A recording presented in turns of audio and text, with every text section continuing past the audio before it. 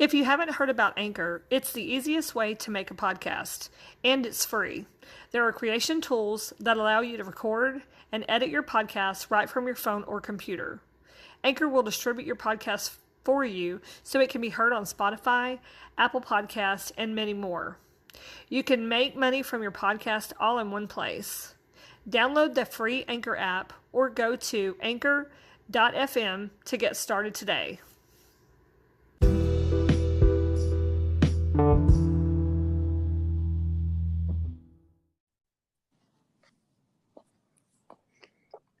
Good evening. Welcome to True Crime Broads. This is Crystal. And Renee. And thank you so much for tuning in. We appreciate you. So, hey, Renee, what have you been up to? Hey, oh my gosh, I've been so busy today. It's felt more like a Friday than a Monday, but I guess that's just a par for the course. Yeah, it really has. I agree.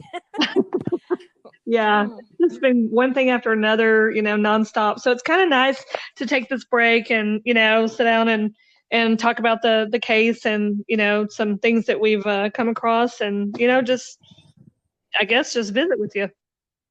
Yeah, I've been looking forward to it. I know you were busy today, and I'm happy that we're finally connecting and getting on the air and talking about this. Renee, I don't know about you, but I watched the HLN show again. And for our listeners that aren't aware, Headline News, otherwise known mostly as HLN these days, they had a wonderful documentary. It was actually part of a series, and it's dedicated to the Missy Bevers case. And it's an hour-long program.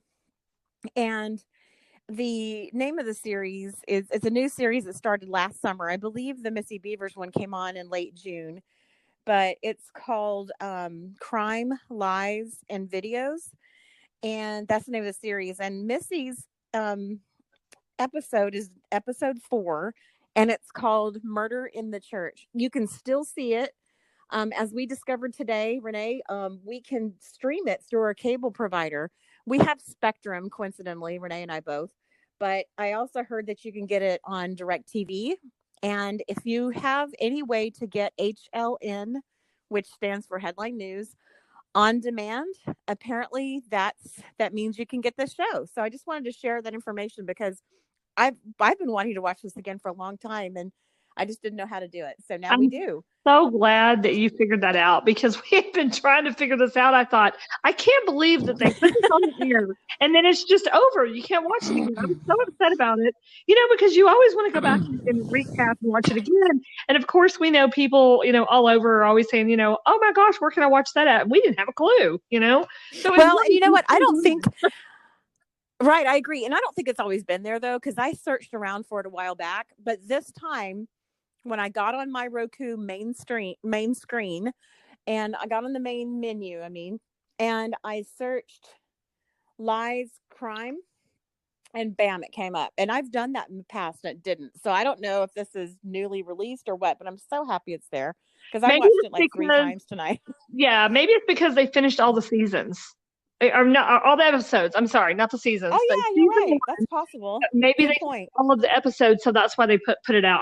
I know that sometimes you find stuff that that comes out and it'll say, season 1. It'll say episode 1 and 2 only or something. But who knows? But anyway, I don't know. But I'm glad you figured that out. Oh my gosh, I'm so glad it's there because we haven't seen it since the summer. So that was really nice. Right. I didn't get to watch the entire thing, but I did get to watch some of it. So I'm excited to talk about it. Right. Well, it had a lot of the people that we've been aware of in the past. Renee Jones makes an appearance, and she's speaking out not only as a personal friend of the Bevers, especially Missy, but she was also in charge of apparently all of the Camp Gladiator classes. She was sort of a higher up, I guess you would say.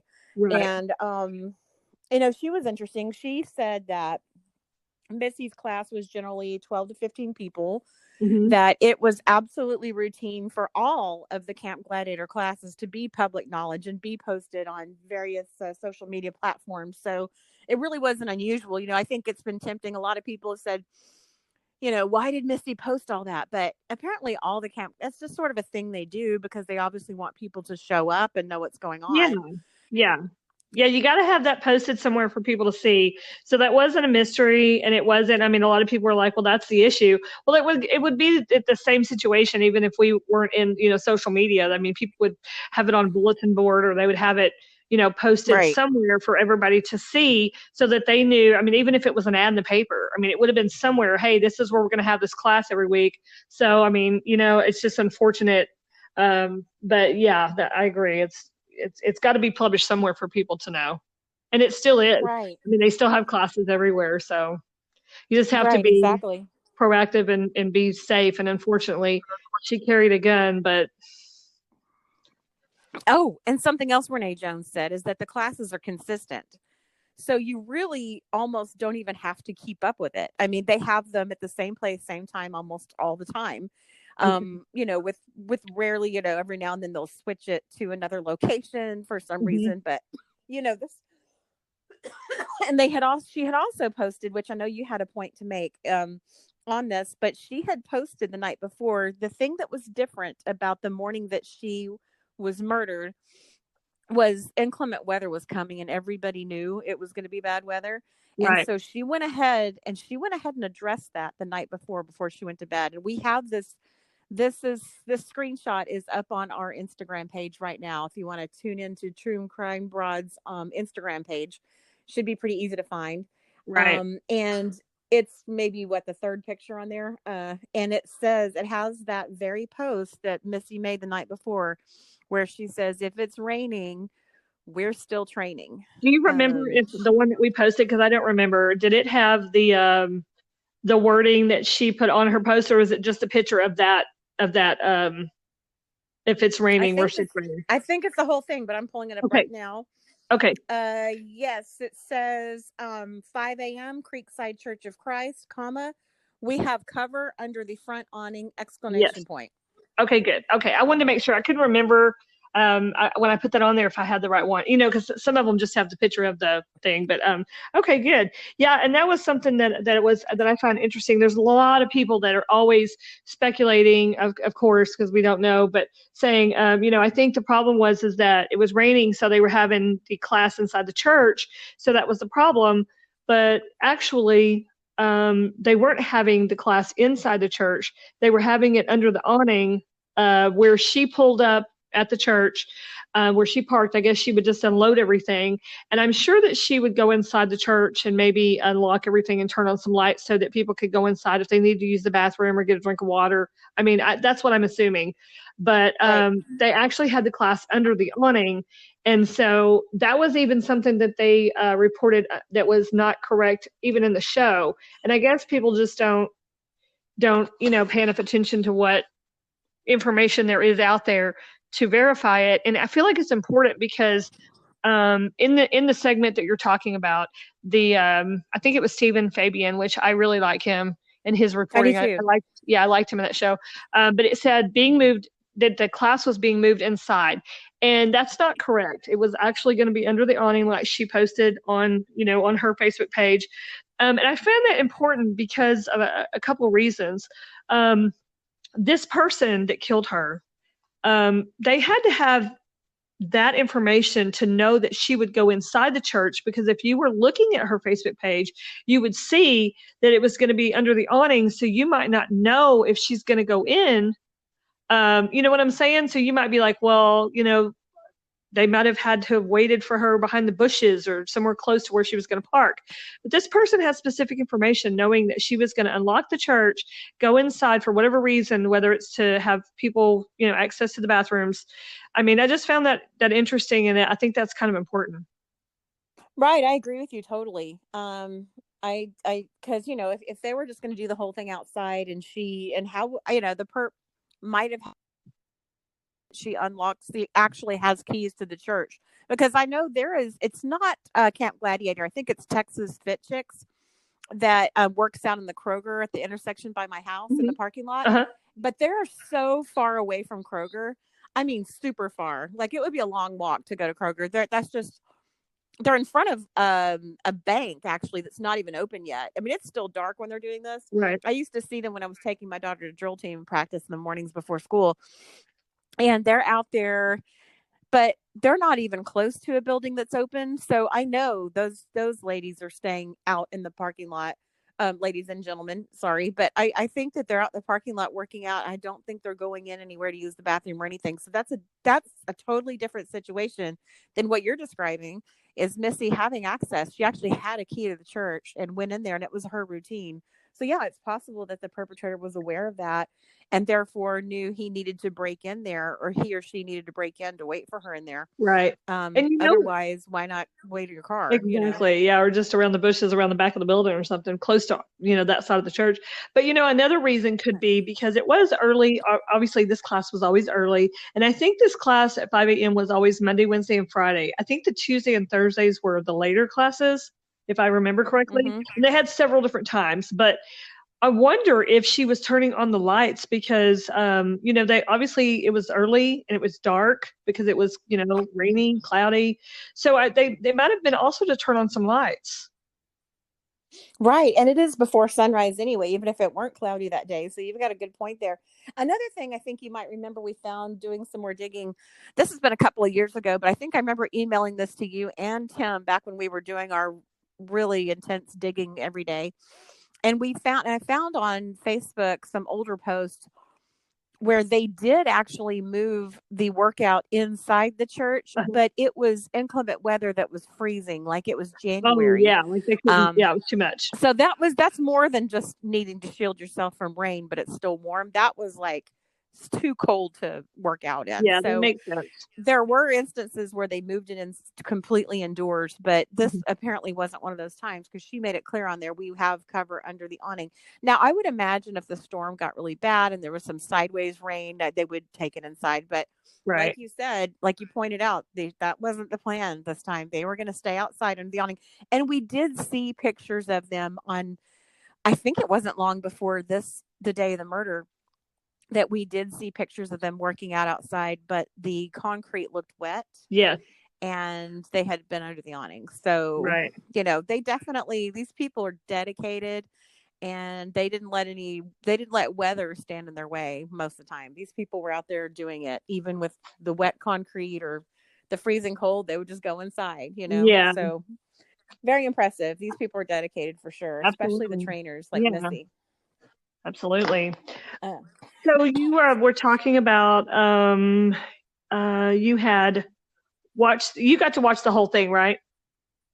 Yes, I watched it a couple of times. Okay, good. So you'll know a little bit more because it's been a while since I've seen it all, and I couldn't seem to get the whole thing to work. But anyway, but go ahead and tell me some interesting parts of it. Well, you had mentioned Stephen Fabian, and I agree with you. He does a great job. I was kind of surprised to see he was a correspondent for Inside Edition, because that's kind of more of a gossip show than like a true crime. I just thought that was interesting. I knew I recognized him from somewhere, but I didn't know where. So anyway, Stephen Fabian made a really good point. He said he believes there's more video, but he doesn't understand why haven't they released it. Yeah. And the only thing I can think of, and then it's kind of funny because they edited in the podiatrist, who I was going to introduce also, Dr. Michael Nurenberg. He is the forensic podiatrist. We've discussed him on previous podcasts, and he played a role. He's mentioned in the December 26th search warrant, which we'll discuss in a very soon future podcast.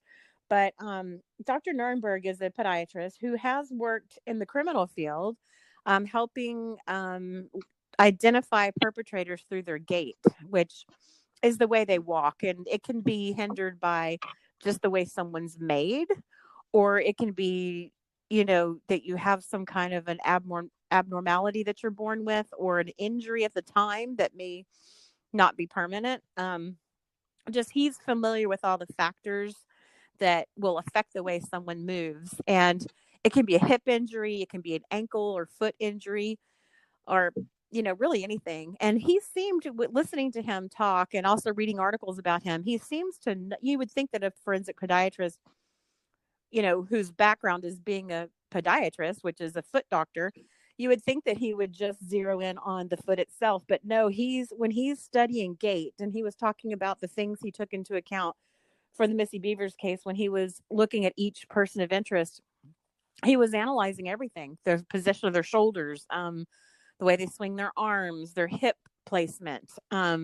He was looking at all that. It's really fascinating, sort of a science, maybe a science meets art kind of thing. I'm not really sure, but I'm sure it's a science. But I didn't mean to insult forensic podiatry, but it's just such a new phenomenon as far as I'm concerned. I wasn't even aware of it until this case, that there was such a thing as a forensic podiatrist. I have But no idea either. I really didn't. Yeah, but Dr. Nurenberg, I don't know about you, but he struck me as just a really nice person. He seemed, you know, that part, speaking of parts of the video that wasn't released, I thought that was so fascinating and heartbreaking at the same time when he talked about, he said, I have seen he said Midlothian Police Department sent me portions of the video that has not been released to the public. So that right there ended all the debate. You know, there's been debate among all of us for years. Is there more video? Well, he ended that debate right there. He said they sent me video that has not been released to the public. And he said I see Missy walking in, and then you can tell that she hears something. And he said, knowing what, of course, we know what happens next, he said, I just catch myself wanting to say, run, leave. You know, it's just incredibly sad. Yeah, that is got to be really hard to watch. Yeah. And I think we mentioned this in another podcast, but I'm interested to know, did Missy hear footsteps, or did this perpetrator call out to her? Yeah. You know, we don't know what it was she heard, but apparently she snapped her head or in that direction, because Dr. Nurenberg said specifically you can tell that she hears something. Yeah. Yeah. And that also speaks to something else you and I have discussed over the years.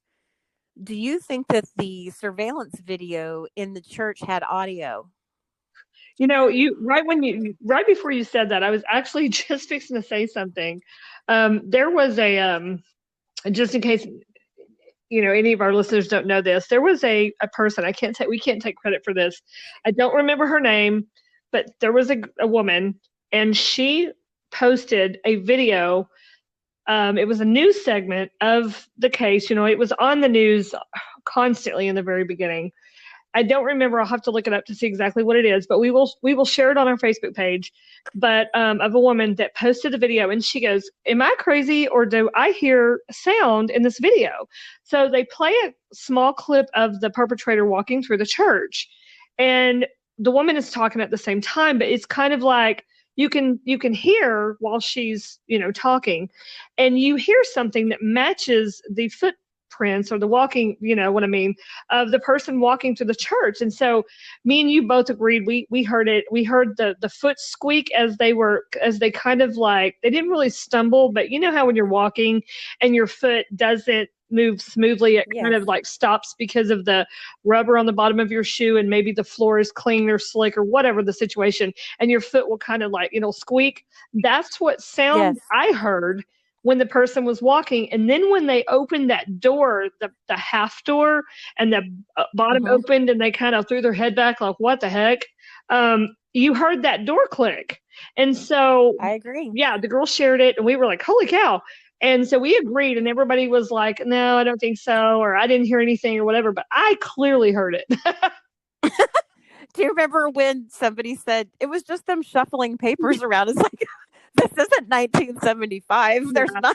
No. I was just like, the people that are sitting behind the desk aren't shuffling paper around. It looked like they're reading teleprompters. Yeah, they're reading. That was so funny. Yeah, they're reading on screen. It's clear. We were clear about that. We're definitely going to have to share that with y'all. If y'all haven't seen this piece, we're gonna share it on our Facebook page, because it's very interesting, and it's like, it makes you think that there, like you said, that there is audio, and they just took that part out. Right. And if I remember correctly, that was actually Gail King, who was the person talking about it in the news, in that little news segment. Okay, yes. But yeah, they cut to it, and it makes me wonder, because here's the deal. Remember, we did research, and we found that even the cheap surveillance video cameras on Amazon had audio. Yes, that's right. So it would not be Yeah, I mean, it wouldn't be shocking at all if there was some audio on there. Dr. Nurenberg didn't mention audio. Of course, the police have not. But I just have to wonder if there is audio because, like you said, you and I could have sworn we heard it. It just And sounded like the right sound effects. I can't imagine that they would add that in. I really can't imagine that they would do that just for effects or for reaction or whatever. I Right. just can't. I mean, if they were doing that, it looks like they would have done more, you know? It was a Yeah, I very agree. small piece on there. So I just feel like, I mean, I'm like you. I heard it and it matches perfect. So I don't. Yeah. That's Yeah, crazy. I don't know what's up with that. Hopefully, maybe somebody out there knows and can comment on our Facebook page or send us a message through Instagram. We would love to hear from you. Maybe we'll try to message somebody from that news channel and see if we can't find out and get an answer. Yeah, that sounds like a good idea. Yeah, we'll try that. Okay. Also in this program, there was another person I really liked in addition to Stephen Fabian. Another journalist they had speaking with Stacy Newman, and she's actually from Headline News, the producer, and she had a lot of insightful things to say.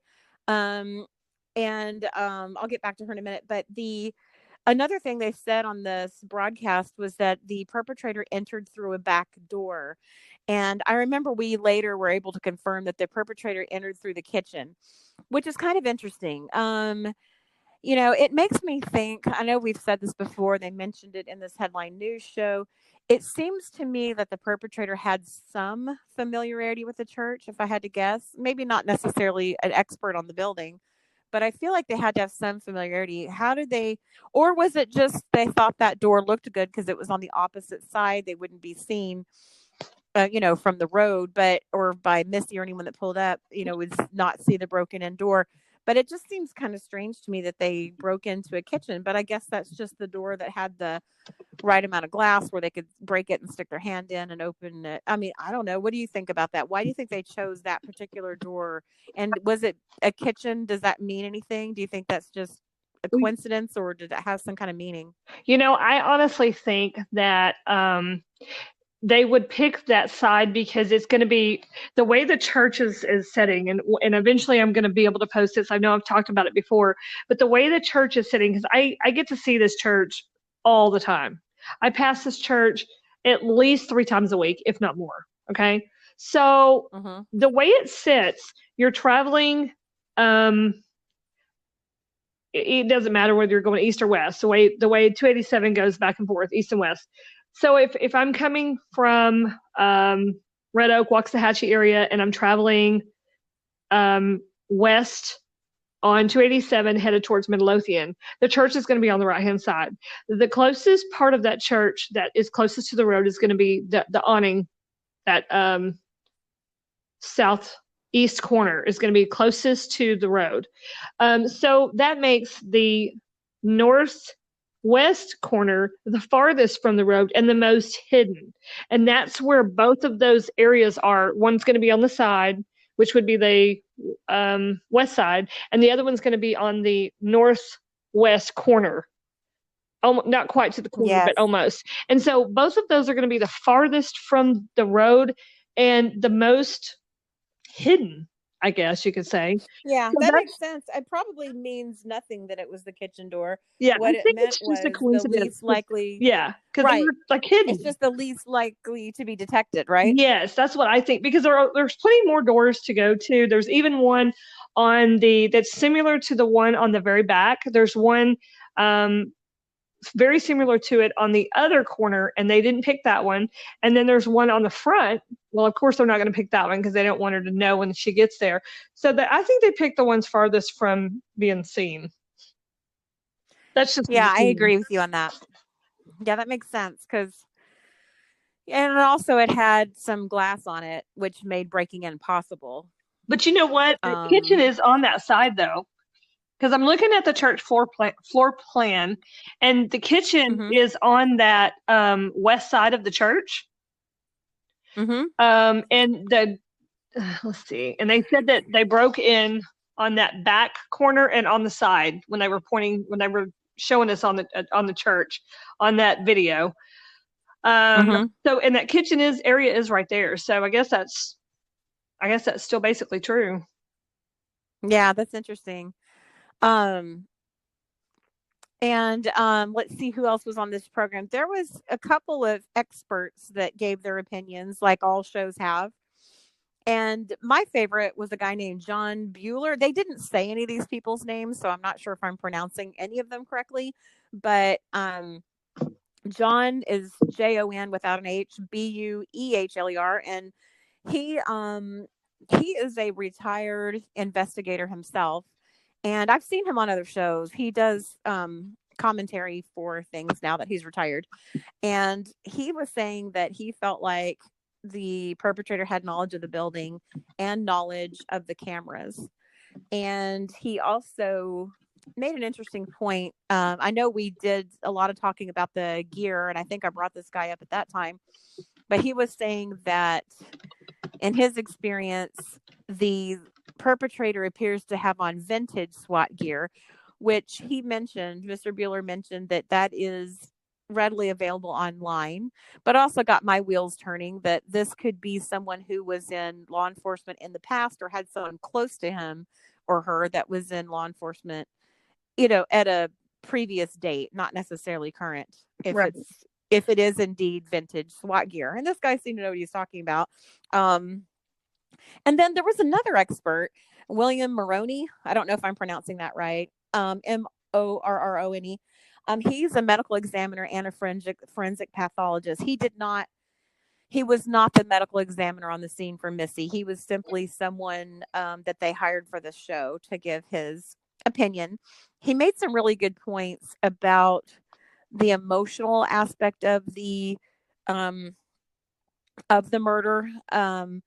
How he said taking an instrument that close up to someone, being one-on-one to someone versus shooting them from a distance. Mm-hmm. He said the fact that this perpetrator was one-on-one close to Missy and holding a hammer and pulling it back and bringing it down, he characterized that as emotional punishment, which I thought was interesting because there's been so much debate about, was this a hired hit? Was this someone that hated Missy? I tend to lean toward what this guy was talking about, whether or not it would make sense to a normal person. I believe this person believed he needed to emotionally punish Missy for some reason that we don't know. There's been lots of speculation on why. But anyway, I thought that was interesting. I'm editorializing a little bit there, but one thing I disagreed with him on, and you may remember this from when you watched it, he thinks it's a woman and John Bueller thinks it's a man. So I thought it was really cool in the show. They did give you opposing viewpoints. I did hear that. Okay, so one says he thinks that it's a man. He said, I think the brutality of the crime speaks male to me. And then the other one said that they believe that there's a part of the video where the person is coming towards the camera, and they stop and they fidget with the door. They get out some tools and they ever so gently, and I say this every time I say it, that's the only way I can describe it. Ever so gently, they start trying to kind of tap on it like they're going to break in, and I guess they're just, I don't know, passing time. And then they turn around, they put the tools back in their pocket or wherever they're putting them, and they turn around and I don't know if it kind of looks like, you can't see, but it kind of looks like they're tightening their helmet, or I don't really know. Do you know what I'm talking about? Right. Okay, so they're doing that, and they have this kind of stance. And I think that's where people are, so confused because that who you're talking about, he says, that's a feminine stance. And I agree. That looks like a feminine stance. It is. I would never see any guys stand like that, So I agree. Yeah, it's so confusing. That I do agree that there are like one or two parts of the video that look really female. Yeah. Or could be female. But honestly, overall, to me, it looks male. And I agree with the investigator, the retired investigator who spoke to the brutality. We can get into that later. But I just think that, yes, standing like that, I have known men that stand that way. There are some men and there's some women who are the opposite. There's some men who will overall walk in a masculine way and everything, but they'll have some certain effeminate movements or an effeminate way they stand. And I think that's what we're seeing here. But of course, I could be wrong. What do I know? But that's just sort of my take on it. But I see what you're saying and I agree.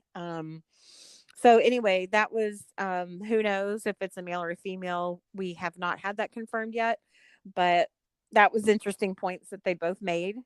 And let's see, who else made an appearance on here was someone you and I both really liked from Crime Online. And for our listeners that don't know about Crime Online, that is Nancy Grace's online program, and she has a podcast. And Alan Duke, you remember him, who Yes, I was do her remember. co-host when Yes. that was when when she was talking about, when Nancy Grace was talking about Missy Bevers. She had Alan Duke doing some work for her and reporting back, and he was really good and really thorough.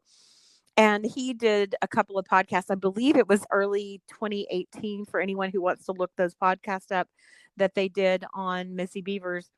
And he had come back and talked about somebody who was former law enforcement. And remember the rumor mill, there was a couple that had moved back to Ohio, and people just thought, oh, they're talking about that guy who used to be a cop. Well, we later learned about the December 2016 search warrant. And in retrospect, looking back at that podcast, I believe that's who they were talking I about. remember that. I remember everybody was going crazy about that, and then we finally figured that out. I know exactly what you're talking Mm-hmm. about. Yes. So that particular person of interest, I guess you would call it, who they were probably referring to, we don't know for sure, but probably, actually got brought up in this headline news show toward the end. But before I get to that part, they also had in this headline news show an update on the height range. They had been saying forever 5'2" to 5'7". I think that was their third height that they had released, I think, and they stuck with that. MPD, Midlothian Police, sort of stuck with that 5'2" to 5'7" range for quite a long time. And then I don't recall where else they released it, but I became mostly aware of the new height range from this headline news program. And the new height range is 5'8" plus or minus 1.5 inches, 1.53 inches plus or minus, to and be that's exact. interesting to me about the 1.53. I mean, Mm-hmm. that Why 1.53? it's an Why the exact, 3? yeah, it's an exact plus or minus 1.53 inches. Okay, where did you get that from? That's just really strange. I know. Well, and plus this brings a whole new, I mean, this is a totally different height range than 5'2" to 5'7". I mean, that's not even close to 5'2". Now we've got the height range going up to almost 5'10", and 5'2". I mean, that's ridiculous. And what else used to bother me about the 5'2" to 5'7" range, and I know you've heard me complain about this forever, is that's a 5-inch range. That is a really, I mean, I think that even an amateur, someone who doesn't have any experience in law enforcement or video analysis or height analysis, just your average person could probably find a point in the video where the perpetrator is the closest to one of the doorways and compare that, and then walk into the church with some kind of a really basic ruler and measure it and get closer than a 5-inch range. I so agree that it's just unbelievable. It really is. Yeah, so I have to believe that MPD is pulling our leg a little bit with these height ranges, simply because that should have been a super easy thing for all of those experts to have been able to come up with. A much closer range than this plus or minus 1.5 inches makes a lot more sense to me than the 5-inch range. Yeah, exactly. So that's just another part of the mystery. But, MPD did tell us many, many times that they will be withholding information in this investigation. And I suspect that the height range is one of those things, if I had to guess, based on just what we've seen and how many times they've changed it, in addition to it having a wide range of 5 inches. Yeah.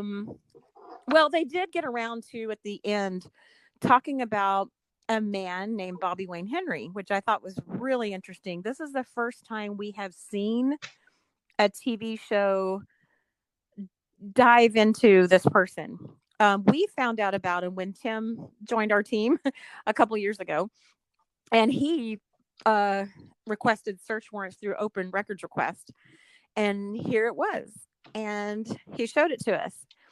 And we had not heard of this guy. He was not on anybody's radar at all. People who are following the case, I mean. Obviously, he was on law enforcement's radar. But, they did a search warrant. The probable cause for the search warrant that was in the affidavit was stuff like he had tactical gear. There had been multiple people, local people that called in tips on him. He was former law enforcement, working security. One of the probable cause pieces was that he had actually requested to work Missy's memorial service, which took place on the Wednesday after she passed that early Monday morning. And it actually took place at Creekside Church. There is video that a member of the media took of him working security in plain clothes at that service. So we can link that up on our social media as well. But I just wanted to point out it was interesting to see that addressed in a show. We have never seen that addressed in any of the programs that have covered her case. And not only do they address it, they also give a statement at the end that he personally wrote himself and even kind of like signed it at the bottom. So yeah, that was interesting, wasn't it? Yeah. They let him give his side of the story, and he just said, "Hey, I have been fully cooperative. Nothing they found in the search warrant tied me to this murder. So basically, don't look at me, Right. So yeah, that was interesting. Very, very interesting stuff. So did you know? So just based on. Go ahead. No, I was just gonna say, based on the public records, there was enough probable cause to have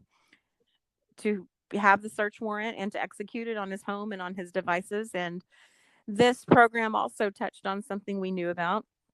They had found some things, some questionable things on his devices. They had taken his laptop. They took his car. They took all kinds of stuff from his house, tactical gear. They also took his devices. They took his laptop and a BlackBerry. Some tools. And they found some questionable things on his electronic devices. He got arrested for that. And apparently, I don't understand why we don't have any details on this case. It's totally separate, even though they found this stuff as a result of the Missy Bevers search warrant. This stuff was unrelated to that crime. He did get arrested for that. He did give a jailhouse interview, which can be found on YouTube, with Charlotte Huffman. And then apparently, we don't know why, but the charges were dropped, or they just didn't pursue it. There's a lot of talk about perhaps it went to a grand jury. I kind of think it didn't, but we just don't have any information on that. But we do know there was an arrest. The arrest records are public records, and we do have that in our possession. But anyway, that whole thing was very confusing. We never really got any closure on what happened to that little case that side case that came as a result of that December 2016 search warrant. Right. But I guess that's all I have to say about him right now. Do you have anything to add? No, I just remember that he was there for 70 plus days, and Yes. Huffman did an interview with him, like you were saying. There's a copy of the video online. You found it on YouTube, I believe.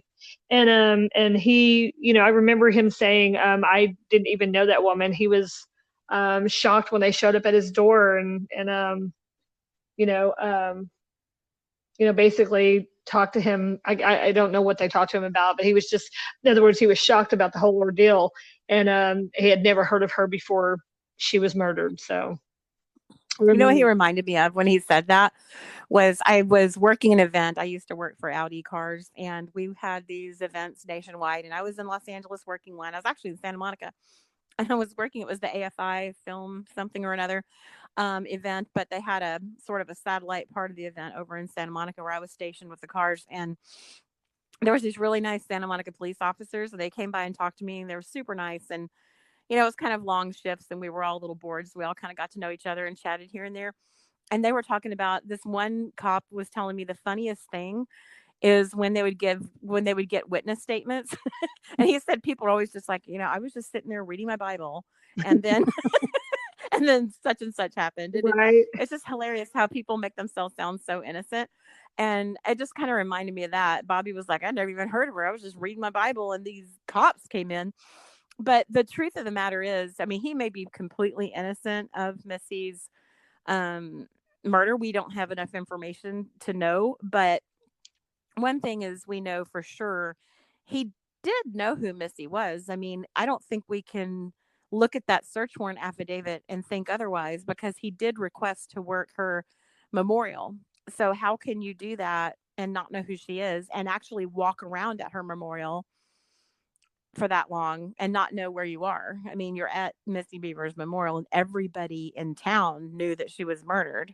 Right. So I don't know. I found that strange. What do you think about that? Yeah, I do. I know that from reading and from things that people have put online, he was a member of a church that they have a security team, and they would do security for other churches that didn't, I guess, have a security team. So the church that they had this, what was it that they were having? I forgot. Memorial The service. memorial service. Yeah, they were having Yes, a memorial it was her service. community. It was her. Yeah, it was her community memorial service Okay. at Creekside Church. Yeah, but it was on Wednesday early evening. I thought it was not at Creekside, but it was at a Cowboy Church. No, her actual funeral that the family flew at in for and Cowboy everything, Church. that was at Creekside Church, but that was the following Saturday.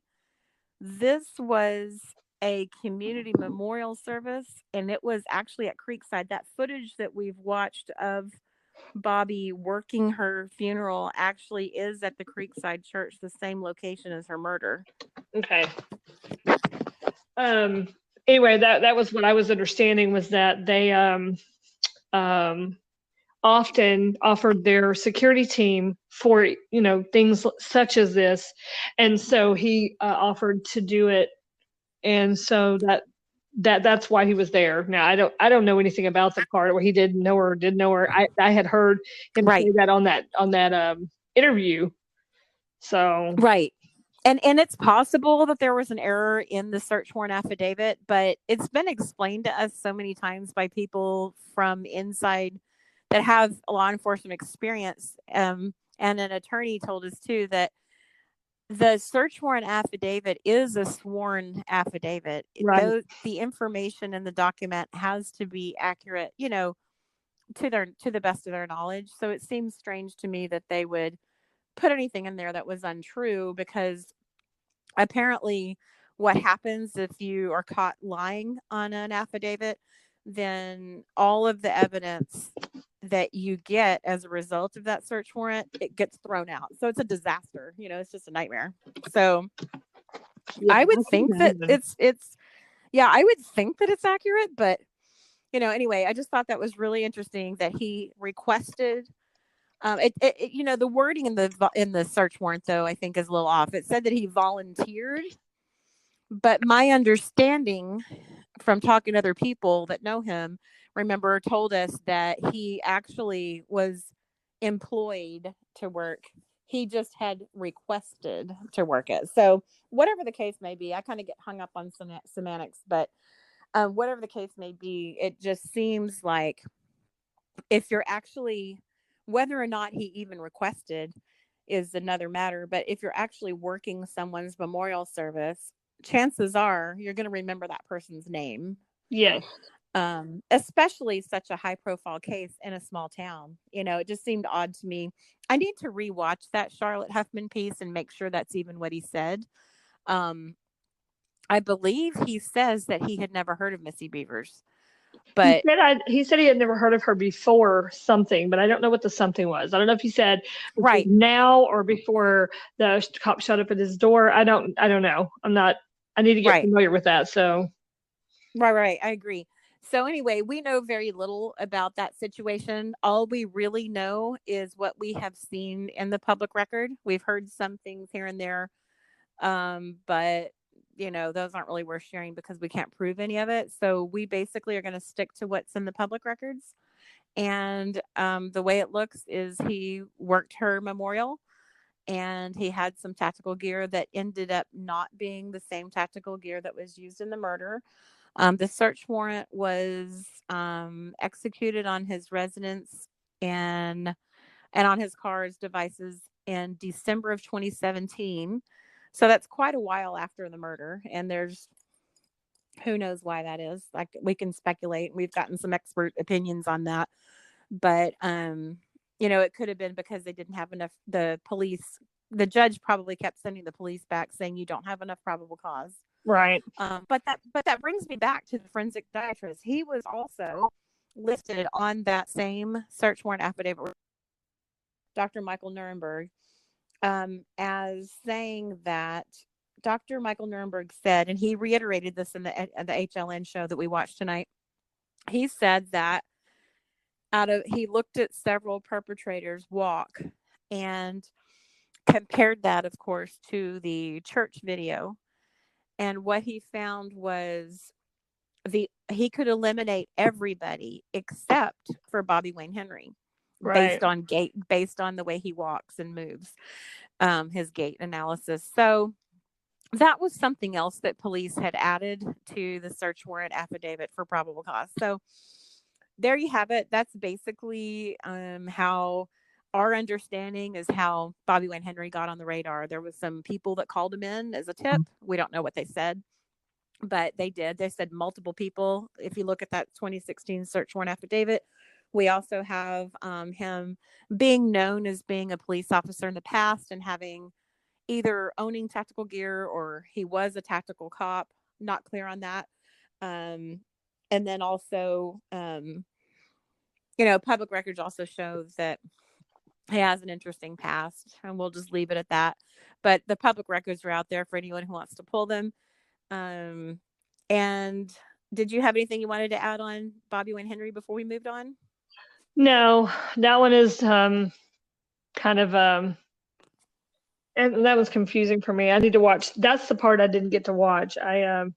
When you watch it, when you're streaming it, I don't really know how they do this, but you actually have to watch the commercials. So, I know. They don't let you skip them. I noticed that. The first one, it said you can't skip, you can't fast forward through this part. And I was trying to just watch, obviously just the show part.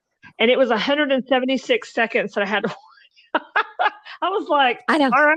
It was crazy. Don't they realize? Don't they realize we can't sit still that long? But exactly. Yeah, I know. Multitask. So yeah, I didn't get to. That's what I was thinking. How can I get through these commercials? We're so spoiled. Remember back in the old days, we used to have to watch all the commercials. Yeah. Or you used to know how much time you had. Like, okay, there's a couple of commercials. I can run to the bathroom. I can go get it. I can go get a bottle of water, but now it's like you can skip right over it. Yeah, because the first one was 176 seconds. The second one was 75 or something like that. And I thought, oh my goodness, are they, what's the next one going to be like? So I didn't get to finish it, obviously. But no, I'm going to watch that again, and I'll be better prepared with that one because I had a hard time getting my, I had a hard time getting it to play.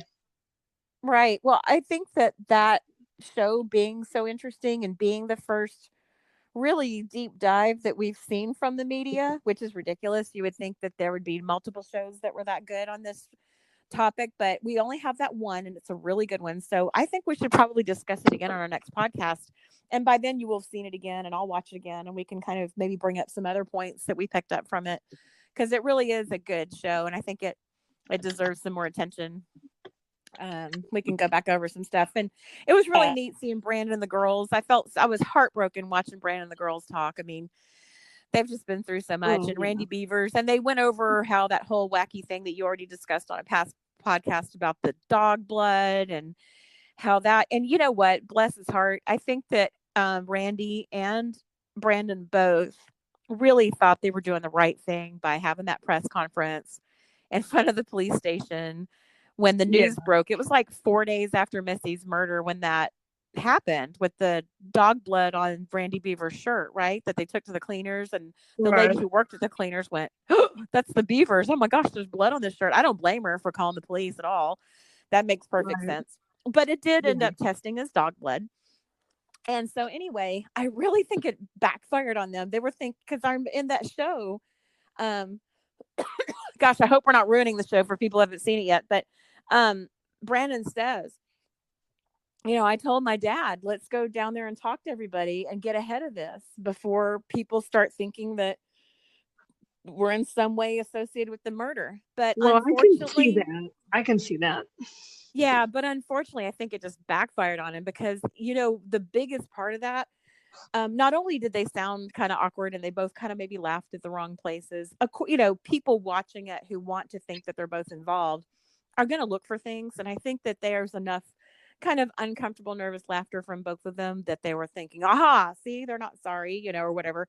And then here's the one part that really got everyone, I think, is when Randy Bevers turned around to walk away, he had sort of the same posture and the same walk appeared to as the perpetrator in the church. So that whole thing totally backfired on them. It just gave everyone more fuel than they would have had if they just would have let it go, in my opinion. So, hindsight being 2020, I'm sure they regretted doing that, but it was too late. Everybody was talking about how, it looks like the father-in-law. I mean, that's, I think right then, I think it was that little presser where he walks away from the camera and they film him from behind walking. I think that's what set a lot of that father-in-law talk into motion, personally. Yeah, I agree with you. Yeah, we've heard that so many times, and it's like, oh my gosh, I know so many people that are built like that, or stand like that, or walk like that. So I mean, goodness. Well, something else that reminds me, you were talking earlier about the part where the perpetrator is standing in front of the Dutch doors and he opens it and he's just kind of like, oh, whoops, he's sort of surprised that the whole door didn't open. Right. He's like, oh, okay, it's a Dutch door. You can see him acknowledging that, and he puts his head way up. Well, Brandon, I can't remember the name of it. I should have written it down. But his dad, spondylosis or something like that. Yeah, his dad, Randy, has some sort of an issue that caused him to have a lot of his vertebrae at the top part going toward his neck all fused. So he cannot.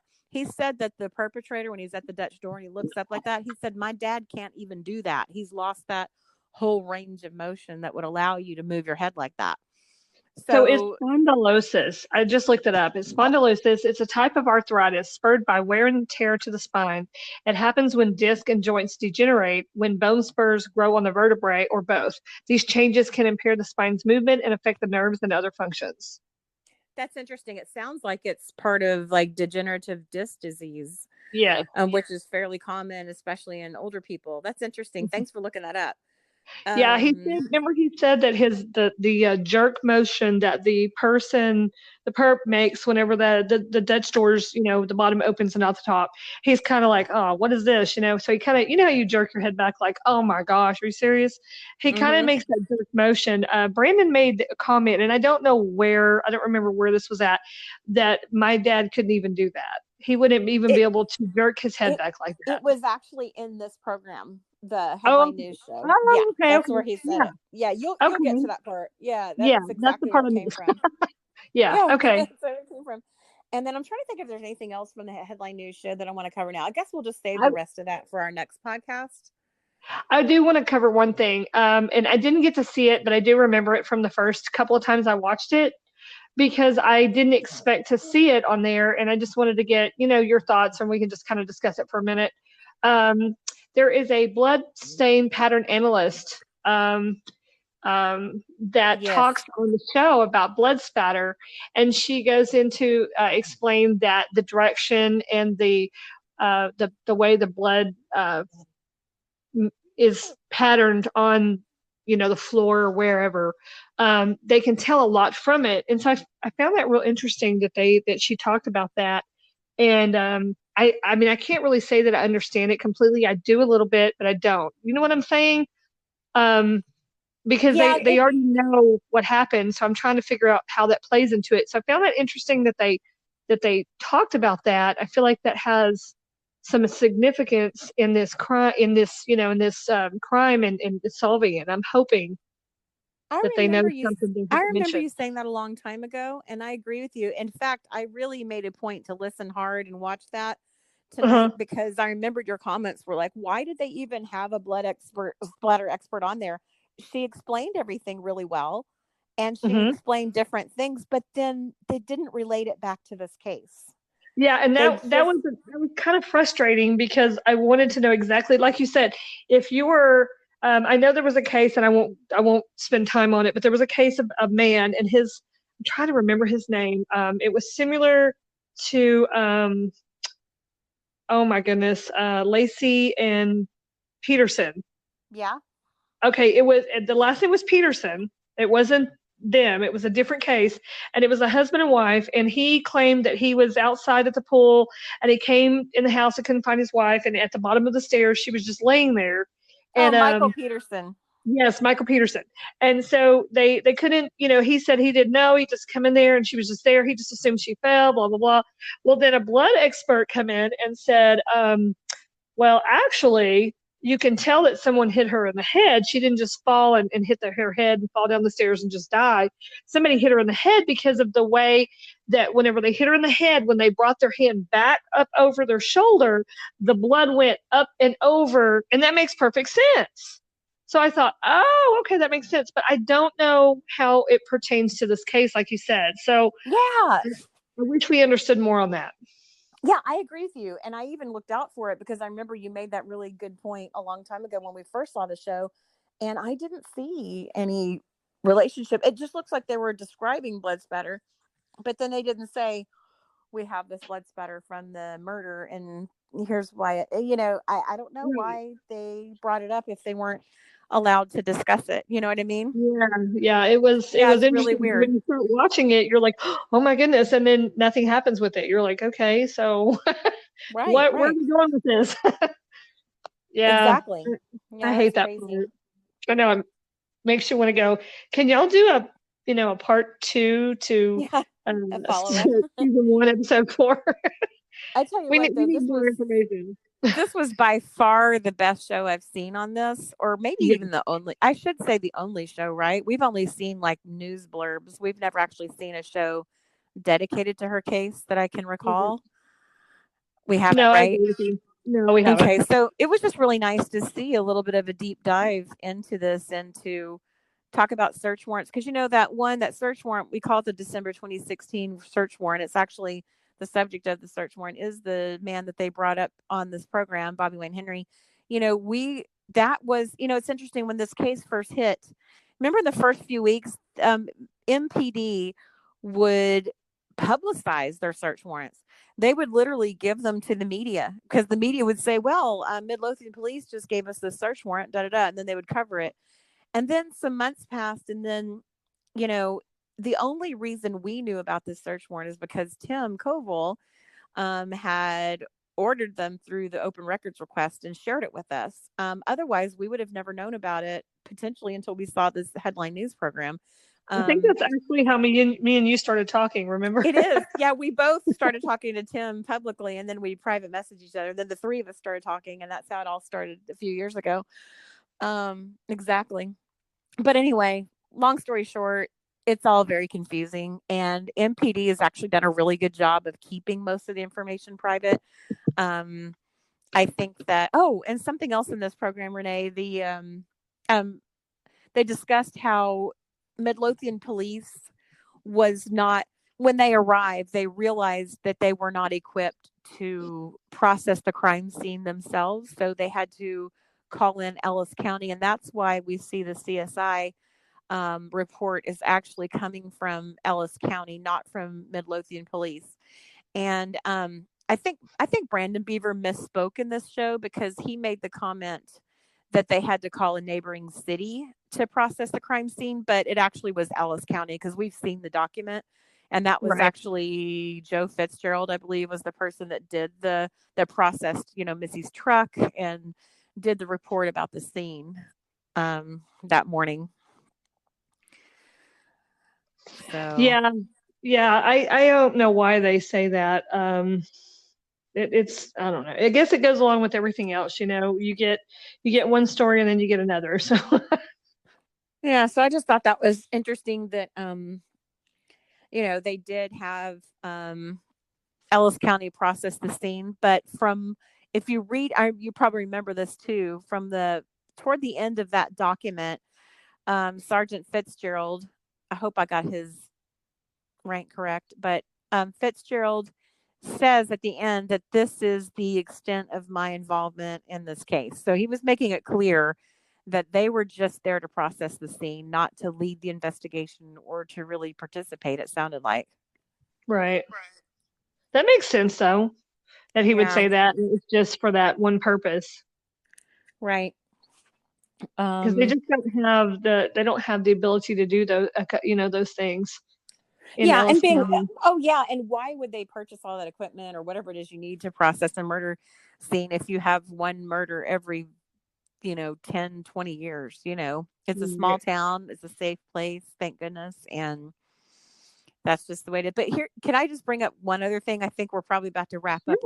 We're at almost an hour, but I thought this was interesting. I had heard from somebody close to the case who recently said that MPD doesn't owe the public anything. And I think you and I discussed this on the phone, but I really think that they do for a couple of different reasons. And I'll say why. I think they're doing a great job. I am not one of these people that thinks that, and I know you aren't either, that thinks that they're hiding anything to be sinister. I think they're hiding things for the good of the case. Exactly. But I do think that they owe the public an update about the Nissan Altima because they did ask the public to look for that vehicle. So I wish that they would circle back with, some kind of a press conference or even a press release and in writing, just say, never mind, we found the driver or something of that nature. Or we decided it's not important, or we are still looking for the Altima. Please keep your eye out for it. I just kind of feel like that kind of an update would be nice. Yeah, it would. And let's don't forget the last time that we heard from them, which was, I'm pretty sure, last April 2019. They mentioned we're still looking for a 2010 to 2012 Nissan Altima light colored or white in color, or a 2010 to 2012, was it Lex? What was the car? It was an Infinity, which is made by the same company that makes Nissan. Yeah, good point. I remember that now. And the thing is I've looked at all the vehicles 2010, 11, and 12, and they look nothing like the vehicle in the video. I know. I would love to know. I wish that we had some enterprising journalists around here that would ask why. Yeah, if you knew nothing. Yeah, add that car, because if you knew, even if you knew nothing about cars, and I'm no car expert, but I obviously I can see that a taillight looks different, or a headlight looks different, or whatever it may be on the vehicle, a bumper or a grill on the front of the car. That car looks nothing. When I say it looks nothing like it, oh yeah, from a distance you might be like, oh, is that a Infinity? Oh no, that's a Nissan Altima. But looking at, even with the cameras and the video that we seen, I can still tell you that is not an Infinity. Absolutely not. Yeah, I don't understand that either. I remember you and I both going, what? I mean, you brought it to my attention. I just thought, why would they add a car that like 3 years after the murder? And I think they didn't even say it. They just put it in a one of their updates or whatever. Remember? Mm-hmm. It was just something they put out for the public, just kind of a statement, or blah blah blah. Be sure and let us know. We don't need your opinions. We need actual tips, which I totally agree with that. I'm sure they have I'm sure they had so many opinions that they were about to lose their mind. Oh, I bet it's my neighbor, or I bet it's that guy that used to walk down here on the corner of XYZ. And, I know that they were tired of that, but. Or you know what? I think people were also calling. I heard that people were calling in and saying, you really need to look at the father-in-law. Yeah, it's like, you don't think that they're looking at the family first? I mean, of course they're looking at the father-in-law. They look at everyone first on every case like this. Every single case. That's the first where they start. They start with the person closest to the victim, and then they work their way out. Yep. And it could be the closest person. It could be the whoever's closest, and it could be the neighbor, it could be the person that they work with, it could be their best friend, it could be their spouse, their child, their brother, just depends. Their closest person may not be the same person to every crime. But anyway, it was just frustrating. Totally When I agree. seen that, I thought, are you kidding me? They just changed the car. So of course I immediately start checking it out, and I'm like, no, that's not that car. It's not, the tail lights don't look the same. Mm-hmm. It's just crazy. Y'all have to check it out. Our listeners will just have to look for yourselves, but Yeah. definitely not. But anyway. Yeah, so that's something I don't understand, is why they would add a completely different car model, with different shaped lights, like you said, that long after the fact. And I just really wish that they would update us. And so that was one of the two things I was saying, that I really think that, police do owe the public something. I'm not sure I agree that they owe us nothing. They don't owe us everything, because that would ruin the case. But I think they owe us a little update on the Nissan Altima, because they did ask the public to help. And then the second thing, I think that just as a public safety matter, because I know I was telling you the other day, I have a friend that lives in Midlothian, and she said that she and her mother, they don't live in the same house. They each have different houses in Midlothian, but they each don't feel safe just even going in the driveway at night to grab their trash cans to bring them back up after the trash comes. I mean, just sort of little things that you run outside to do. They're still really uneasy around there, because as far as they know, a homicidal maniac is still on the loose. And I kind of wish that MPD would say, listen, everybody, be careful, keep your doors locked. Or they would say, look, this was targeted. This is definitely not a public safety issue. Because, police will do that sometimes if they know who did Mm-hmm. something, and they know the Mm-hmm. reason, the quote unquote reason why someone killed someone. They will say, look, this is, it's, Isolated. yeah, isolated. Thank you. It's not a random thing. You do not have to worry. Right.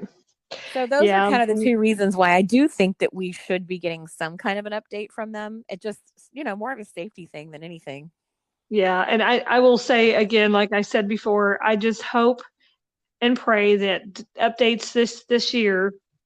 Obviously, I hope and pray that the murder is solved first and foremost. But with the updates from everyone, I hope that they're better than the normal rundown of, this is what happened. We still don't know who it is.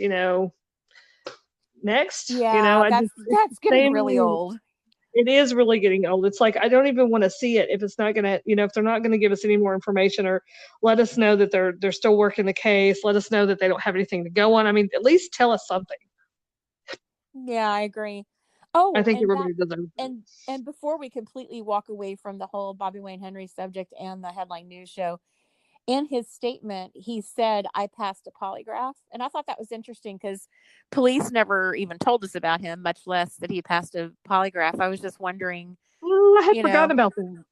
I wonder if he really did take a polygraph, or that, I mean, would they allow, I mean, because the media, they don't know if someone's telling the truth or not. I mean, did he really take one? And how would we ever be able to confirm that? I'm just curious, inquiring I minds mean, want to know. hopefully they wouldn't have let. I mean, I'm hoping that they wouldn't have let him say that on, or even repeat that he said that on a show that they didn't verify that. So hopefully, hopefully that was verified. Yeah, I don't think that they really would verify that. I don't know. I really don't know. That's a good question. Um, That'll be our other question that we ask whenever we send them our our question for them. right, right. And, because if you really think about it, this show, MPD was not involved in the show. They weren't quoted. Now, they did show old stock video of old press conferences and stuff like that. And they showed Kevin Johnson speaking. And I believe at the point that this show was released, he was already retired. So he wasn't even there anymore. He retired to become a pilot, I believe, is what the article said that we read about him leaving Midlothian Police, that he told the public it was because he had his pilot license and wanted to pursue that. Um, but yeah, I mean, Midlothian Police didn't really seem to have much of a hand in this headline news program. So they really weren't there to confirm or deny any statements made by anyone. Right. Yep. That's absolutely the truth. I'm definitely going to go back and watch it again so I can see the pieces that I missed. like I said, I had trouble getting it to play on my TV because it's a smart TV, and obviously it's smarter than me because I couldn't figure it out. I was trying to get it to play, and it was, normally when I try to cast something, I have no problem. I just put it on Wi-Fi and hit the button and, tell it where to go. But there was no option. So anyway, You know so what? I'll get that figured out. Yeah, I know. Everything's so complicated these days, but we ended up running everything through our Roku system, which I'm so glad we did, because instead of having the cable boxes and all that stuff that we used to have, now we have our cable TV runs through our Roku, so we don't have to have a separate remote control for that. And we also use that same remote for our Roku remote for Hulu, Amazon Prime, and Netflix, or YouTube, or whatever we want to watch. It's really cool. So I'm happy that my husband set it up that way, because we just have the one remote. And also with Roku, you can you get their app on your phone, and you can use the app. It has a remote control, so you can use your phone. You can use your smartphone as a remote control too, in case you misplace or the other one breaks or something. It's pretty cool. I just learned that the other day. I say the other day, it's probably been a couple months ago, but we had our cable company come out because something wasn't working. I don't know. And so I asked the guy, I said, the bill just keeps getting bigger and bigger every time I turn around. I said, is there anything that I can do to cut down the bill? Because it started out at like $160 and now it's up to like $220. Wow. But anyway, I won't go through that boring story. But anyway, he said what you said. He said, well, you can turn your boxes in and use your phone. And I'm like, what? Nobody ever told me that. Like, I mean, I guess it's not, that something that they want to do to make everybody save money. But anyway, I mean, I don't know how some people know and some people don't, is my point. So, yeah, I don't remember how we figured it out, but we went through a long phase years ago where we only used our phones as remotes. I don't remember why. But then we got a new Roku, and I guess we probably had lost or destroyed the remotes. My kids were little back then, but yeah, I haven't used it as my phone as a remote in a long time, but I did it a couple weeks ago because I couldn't find where everybody had laid the Roku remotes down. So I was like, I wonder if this still works. And I was surprised to see that my app, it'd been so long since I used it as a remote. Anyway, Roku is not a sponsor of our show. I just wanted to talk about Roku, I guess. I just love my Roku. So anyway, we will work on that in another one. I will definitely. We have a Roku that we bought a couple years ago. It was on special at Christmas, and we still haven't opened it. So apparently that's something we need to do. So we'll get with the program. Yeah, I was gonna say you might like it. We love ours, so we've had a few now. I'll definitely do that. And just for our listeners, just make sure that everybody keeps it in mind that Crime Stoppers of Ellis County will pay for information leading to the arrest and charging of any felony suspect or suspects. All callers will remain anonymous. You can call in any felony crime you have information about. It does not have to be an advertised crime. The number is 972-937-PAYS. That's 972-937-7297. And then let's let everybody know again where all we are listed for our podcast. Awesome. Thank you, Renee. That's awesome information. Right. Did we cover everything we wanted to cover this time, I guess? Yeah, just let everybody know where we have our podcast up and going now, because we've got it on some more. Oh, yeah. I was going to say that this time. Whoops, let me get organized. Hang on. I forgot I said I was going to do that. Oh, and I can't pull it up now because I'm on the app because we're recording. Whoopsies. Okay, I did screenshot it, so hang on just a second. I forgot all about that.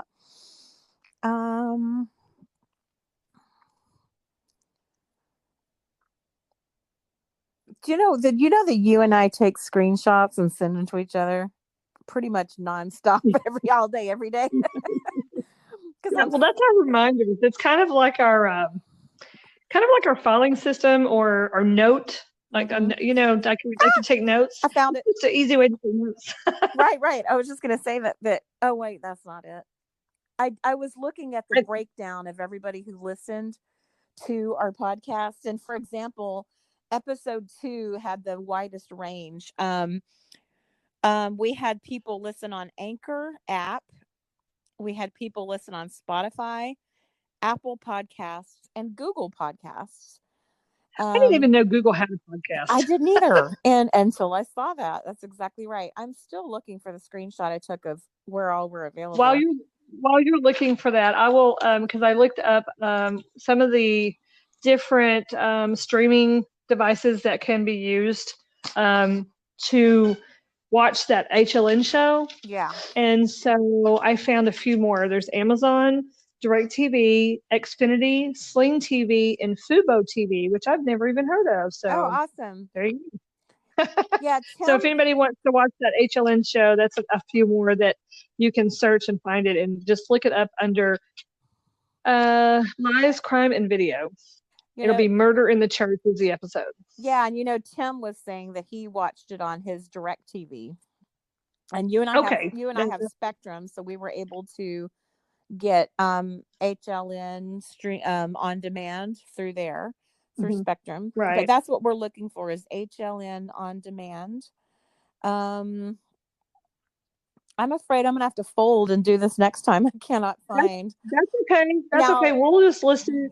Tim did say that, I'm looking at the email he sent us the other day. He sent it on Saturday. If you have DirecTV, the show is on HLN on demand, channel 1204.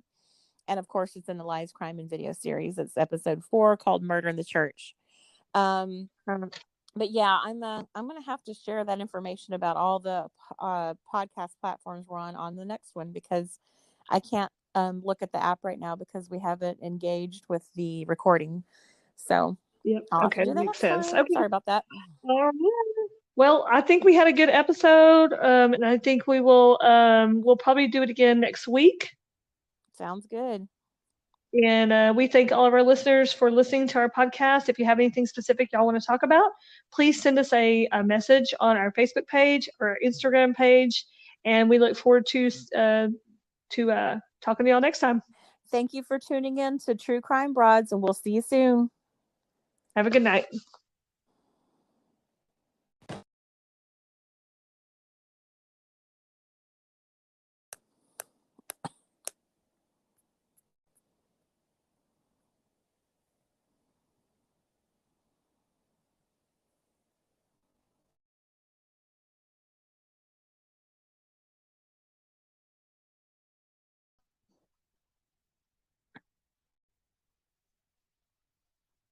You know something?